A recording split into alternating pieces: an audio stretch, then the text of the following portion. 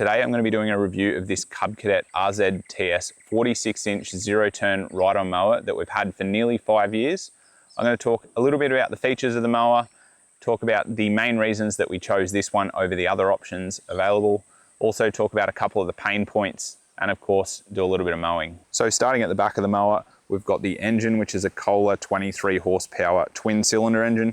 Plenty of power and easy access to everything. Super easy to service and maintain yourself. It's got a relocated sump drain, so super easy access to things like that. At the back as well is a little tow hitch if you want to tow a little trailer around. Moving around to the side, we've got the deck, which is a 46-inch fabricated deck. It's got 8 levels of height adjustment. We've also got the chute on this side. This is a feature I don't particularly like. I don't like how far it sticks out. Makes it hard to get close to things on this side, and I usually mow with the chute on the outside, and if you lift the flap up, it exposes the deck and the blades. Around on the other side, we've got the fuel fill point, the fuel level, and the seat adjustment. In front of you when you're sitting on the seat is the steering wheel. Unfortunately, no adjustment for this one. The steering wheel controls the front wheels, but it also controls the hydrostatic drives in each of the rear wheels. So it gives you 4-wheel steering, full zero-turn functionality, super easy to drive and super maneuverable. Down the front, we've got the foot controls for forward and reverse. We've also got the brake, and in the center, we've got a parking brake and cruise control function. Over on the right side, we've got our key start, the controls for mowing in reverse, the PTO for the deck, the choke, throttle control, and an hour meter. And there's also a cup holder and a spot to keep a phone or something else. All right, let's talk about the reasons why we chose this particular machine over the others and why we changed from a conventional style ride-on like the Toros we previously had. So the first reason was the steering wheel controlled zero turn, which gives you all the benefits of a zero turn mower without the downsides of the lap bars. Means you can control it easily one-handed. If you're mowing under a branch or a tree, you can easily push it out of the way and still maneuver easily. It also offers really good control with the 4-wheel steering when you're operating on slopes, which we have a few sections of on the property. The second reason was the fabricated deck, and that was a big one. So this has got a 46-inch fabricated deck. Most cheaper conventional mowers have a press deck, which is pressed out of a single sheet of thin metal, and they're just inherently weak. They don't hold up to rough ground, rocks, roots, which we have a lot of here in Australia. And from experience, they end up buckling, getting damaged, and you are always trying to fix them, repair them, bend them back into shape. And you don't have that issue with the fabricated deck, which is made out of stronger, thicker material and reinforced. The third reason was the engine, not necessarily the brand, but more that it was a twin cylinder engine from a known company. And from experience, the twin cylinder engines have a lot more power, even than a higher rated horsepower engine in a single cylinder variant. So our previous mower, we had a 24 horsepower brand new single cylinder engine put in it.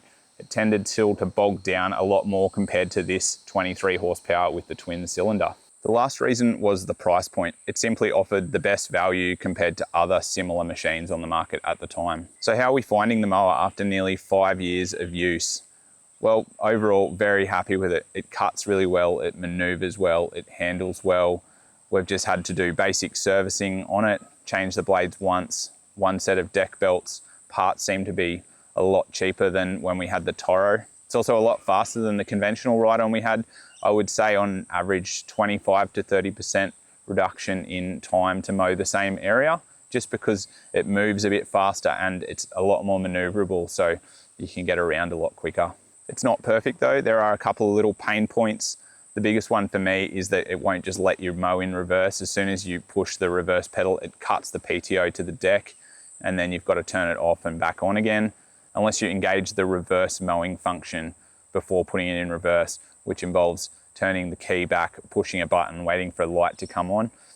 It's just a finicky, annoying thing that you usually forget to do the first time when you're back on the mower. There's also a couple little quality issues. The handle on the deck adjustment just feels really cheap and poor quality. And the barrel for the key also looks like it's wearing as well. And the last one is there's no adjustment for the steering wheel.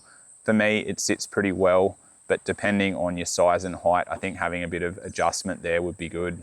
But yeah, in general, it's holding up well and very happy with the choice. All right, time for some mowing. We've got a few different lengths of grass around at the moment, so I'll try and show a few different mowing scenarios. Also try and show you how it maneuvers, and we've got a bit of a hilly section as well, so I'll show a little bit of that. All right, starting off, you have to pull this up to engage the blades. The deck height adjustment is easy to reach. I usually run it at around number 3. As you can see, the mower is super easy to drive one-handed and it's super maneuverable.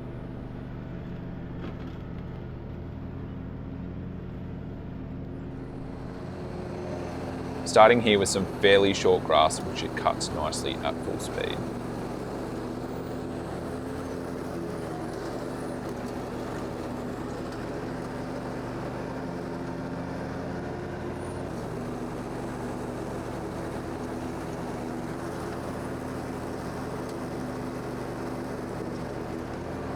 Stepping up to some slightly longer stuff, still with the same deck height and at full speed.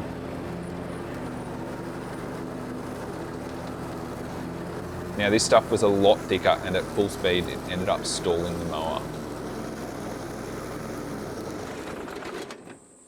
Then backing up, I forgot to engage the reverse mow function, so the blades instantly shut off and I had to turn them back on and then go through the process of engaging reverse mow, which is super annoying.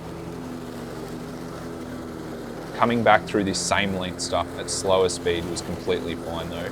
The mower even cut through some of those smaller woody weeds without issue.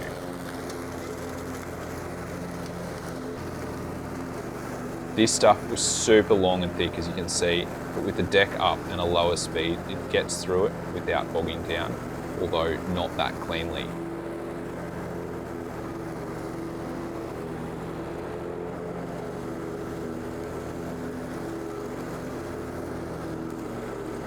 Lowering the deck and coming back for another pass did the trick though.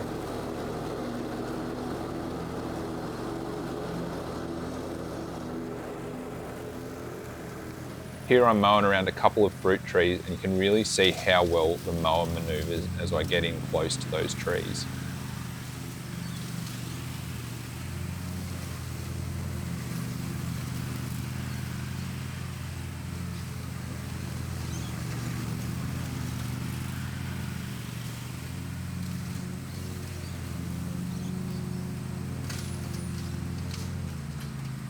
To finish up, I took the mower down to one of the slope sections on the property. Thanks to the camera, it doesn't look that steep, but according to the level on my phone, it's around 16 degrees.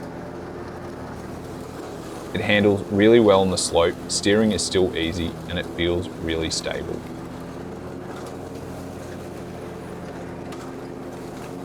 So would I recommend this mower? Yeah, definitely.